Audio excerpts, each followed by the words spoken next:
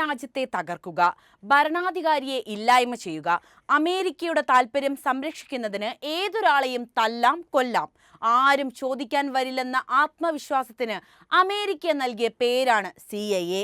ഏത് രാജ്യത്തും നുഴഞ്ഞുകയറി അവർ ചെയ്തു കൂട്ടിയ തെറ്റുകൾക്ക് കാലം മറുപടി നൽകും. അതിനുള്ള സമയമാഗതമായിരിക്കുന്നു. ലോകത്തിന്റെ കണ്ണുവെട്ടിച്ച് അമേരിക്കയുടെ ചാരക്കണ്ണുകൾ നടത്തിയ ഓപ്പറേഷൻസിനെ കുറിച്ചാണ് ഞാൻ ഇന്ന് പറയുന്നത്. നമുക്ക് പരിശോധിച്ച് നോക്കാം.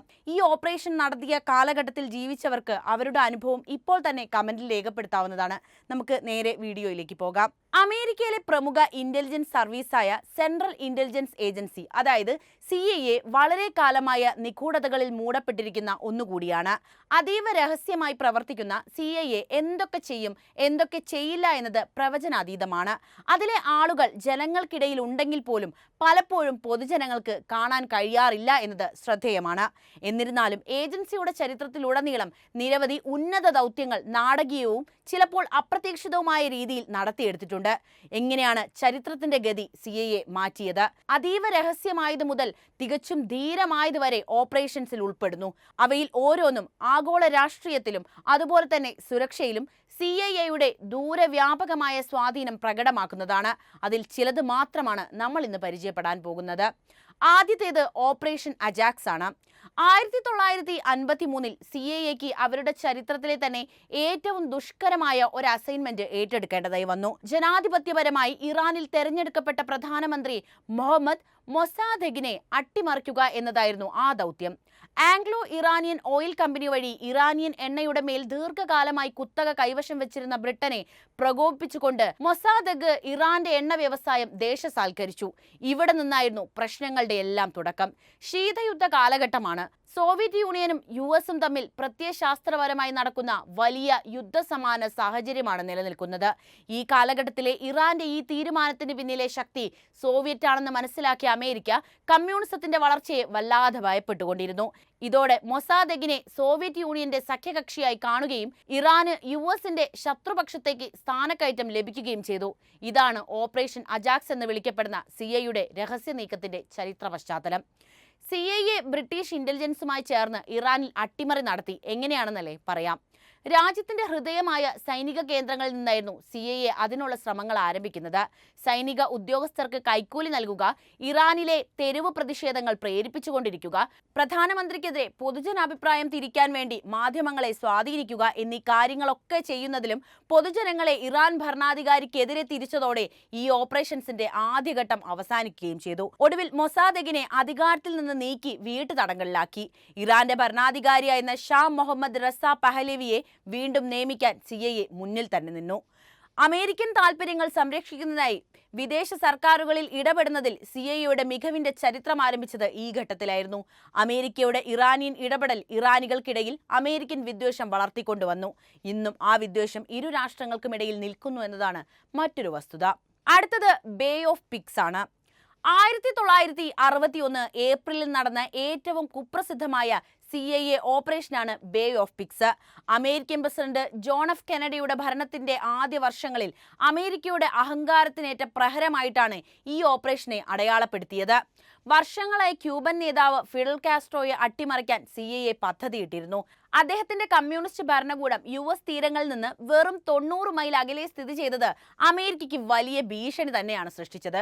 ക്യൂബൻ പ്രവാസികളെ ക്യൂബയെ ആക്രമിക്കാനും കാസ്ട്രോക്കെതിരെ ഒരു കലാപം ജ്വലിപ്പിക്കാനും പരിശീലിപ്പിക്കുക എന്നതായിരുന്നു CIA വിഭാവനം ചെയ്ത പദ്ധതി.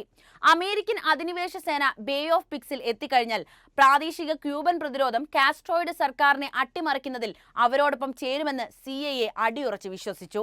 മയാമിലെ ക്യൂബൻ പ്രവാസികളെ സംഘടിപ്പിച്ച് ഒരു ഗറില്ല സൈന്യത്തിന് CIA രൂപം നൽകുകയും ചെയ്തു. US പദ്ധതി ലളിതമായിരുന്നു. ഈ സൈന്യത്തെ ഉപയോഗിച്ച് ഹവാനയിലെത്തി അധികാരം പിടിക്കുക, ഒരു കാസ്ട്രോ വിരുദ്ധ വിപ്ലവത്തിന്റെ പ്രതീതി ഉണ്ടാക്കുക, തുടർന്ന് ക്യൂബക്കാരെ സഹായിക്കാനെന്ന വ്യാജേന സൈനികമായി ഇടപെടുക. ക്യൂബയിലെ ബേ ഓഫ് പിഗ്സ് എന്ന തീരപ്രദേശത്ത് ഗറില്ല സൈന്യത്തെ കപ്പലുകളിൽ എത്തിക്കാനായിരുന്നു പദ്ധതി. ഇതിനൊരു പ്രശ്നമുണ്ടായിരുന്നു. ക്യൂബയുടെ വ്യോമസേനാ വിമാനങ്ങൾ കപ്പലുകളെ ആക്രമിച്ചാൽ പദ്ധതി പാളും. അത് സംഭവിക്കാതിരിക്കാൻ ആദ്യം തന്നെ വിമാനങ്ങളെ തകർക്കണം. ഇതിനായി ക്യൂബൻ അഭയാർത്ഥികൾക്ക് വ്യോമ പരിശീലനം വരെ നൽകി. നിക്കരാഗ്വയിലെ വിമാനത്താവളത്തിൽ നിന്നും ഒരു കൂട്ടം അമേരിക്കൻ ബോംബർ വിമാനങ്ങൾ ഹവാന ലക്ഷ്യമാക്കി ഉയർന്നു. വിമാനങ്ങളുടെ നിറം മാറ്റിയിരുന്നു. ക്യൂബൻ അഭയാർത്ഥികൾ തട്ടിയെടുത്ത വിമാനങ്ങൾ എന്ന പ്രതീതി സൃഷ്ടിക്കാനായിരുന്നു ഇങ്ങനെ ചെയ്തത്. ഈ ആക്രമണം പൊളിഞ്ഞുപോയി. ഇതിനെപ്പറ്റി കാസ്ട്രോയ്ക്ക് നേരത്തെ തന്നെ വിവരം ലഭിച്ചതിനാൽ അദ്ദേഹം തന്റെ വ്യോമസേനാ വിമാനങ്ങൾ ഒരു രഹസ്യ കേന്ദ്രത്തിലേക്ക് മാറ്റുകയായിരുന്നു. എന്നാൽ തിരിച്ചടി വകവയ്ക്കാൻ US തയ്യാറായില്ല. പദ്ധതി മുന്നോട്ട് തന്നെ പോകട്ടെ എന്നായിരുന്നു കെന്നഡിയുടെ പക്ഷം. അങ്ങനെ 1961 ഏപ്രിൽ 17 ബേ ഓഫ് പിക്സിനടുത്തുള്ള തീരത്തേക്ക് ക്യൂബൻ പ്രവാസി ഗറില്ല സംഘം കപ്പലുകളിലെത്തി. അതീവ രഹസ്യമായിട്ടാണ് പദ്ധതി പ്ലാൻ ചെയ്തിരുന്നതെങ്കിലും അതിന്റെ രഹസ്യാത്മക എവിടെ വെച്ചോ നഷ്ടപ്പെട്ടു പോയി. ഗറില്ലകൾ എത്തിയ കപ്പലുകളിൽ പലതും അപ്രതീക്ഷിതമായി പവിഴപ്പുറ്റുകൾ ഇടിച്ചു തകർന്നു. 1300ഓളം പേർ തീരത്തെത്തിയെങ്കിലും കാസ്ട്രോയുടെ സൈന്യത്തിന്റെ ശക്തമായ ആക്രമണം അവർക്ക് നേരിടേണ്ടതായി വന്നു. 114 ഗറില്ലകളാണ് തൽക്ഷണം മരിച്ചത്.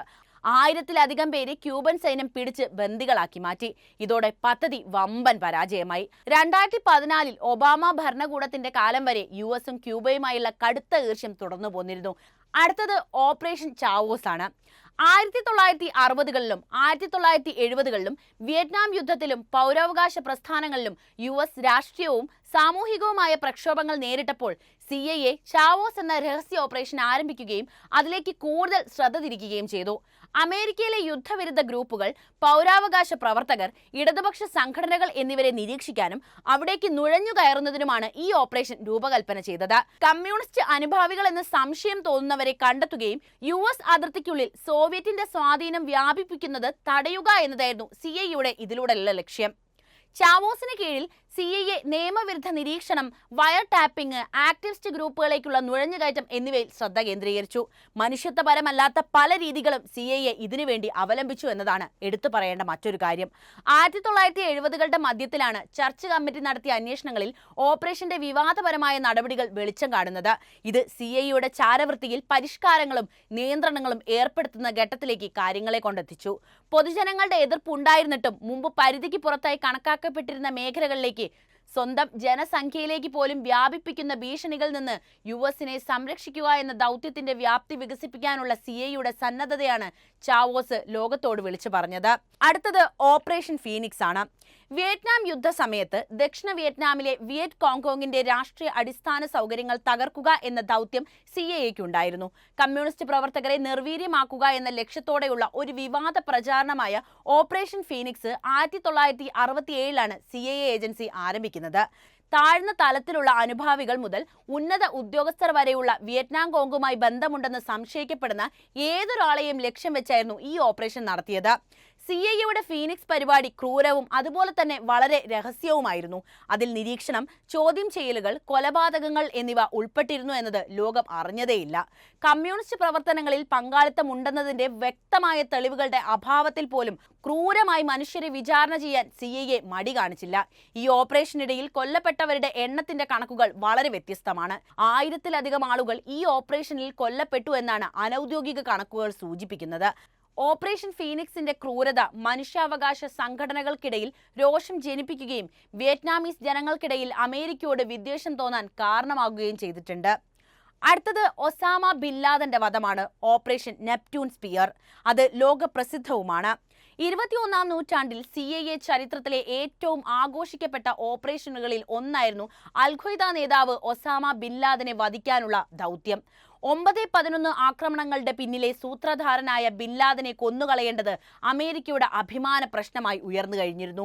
CIA വർഷങ്ങളോളം അദ്ദേഹത്തെ ട്രാക്ക് ചെയ്യുകയും വിവിധ സ്രോതസ്സുകളിൽ നിന്നുള്ള രഹസ്യാന്വേഷണ വിവരങ്ങൾ ഉപയോഗിച്ച് പ്രവർത്തിക്കുകയും പാകിസ്ഥാനിലെ അബാട്ടാബാദിലെ അദ്ദേഹത്തിന്റെ ഒളിത്താവളത്തിന്റെ വിശദമായ ചിത്രം വികസിപ്പിക്കുകയും ചെയ്തു. ഇതെല്ലാം ലോകം അറിഞ്ഞതേയില്ല എന്നതാണ് എടുത്തു പറയേണ്ട ഒരു കാര്യം. അത്രയും രഹസ്യാത്മകമായിരുന്നു ഈ പ്രവർത്തനങ്ങളൊക്കെ. 2011 മെയ് മാസത്തിൽ മാസങ്ങളുടെ തയ്യാറെടുപ്പിന് ശേഷം സീൽ ടീം 6 എന്നറിയപ്പെടുന്ന CIAയുടെ സംഘം ഓപ്പറേഷൻ നെപ്റ്റ്യൂൺ സ്പിയർ ആരംഭിക്കുന്നു. വളരെ രഹസ്യമായും സൂക്ഷ്മമായും ആസൂത്രണം ചെയ്തതായ ഒരു ഓപ്പറേഷനായിരുന്നു ഇത്.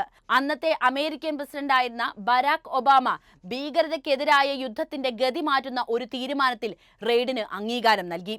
സീലുകൾ ബിൻ ലാദന്റെ കോമ്പൗണ്ടിൽ അതിക്രമിച്ചു കയറി അദ്ദേഹത്തെ കൊലപ്പെടുത്തി. വിലപ്പെട്ട രഹസ്യാന്വേഷണ വിവരങ്ങൾ വീണ്ടെടുത്തു. വിജയകരമായ ഈ ഓപ്പറേഷൻ ഈ ദശാബ്ദകാലത്തെ വേട്ടയ്ക്ക് അന്ത്യം കുറിക്കുകയായിരുന്നു.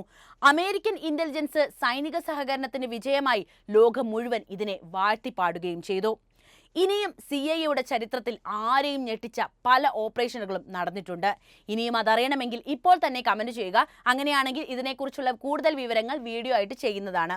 ഒപ്പം ഈ അറിവുകൾ എല്ലാവരിലേക്കും എത്താൻ വീഡിയോ ഒന്ന് ലൈക്ക് ചെയ്യാനും ഷെയർ ചെയ്യാനും പ്രത്യേകം ശ്രദ്ധിക്കുമല്ലോ.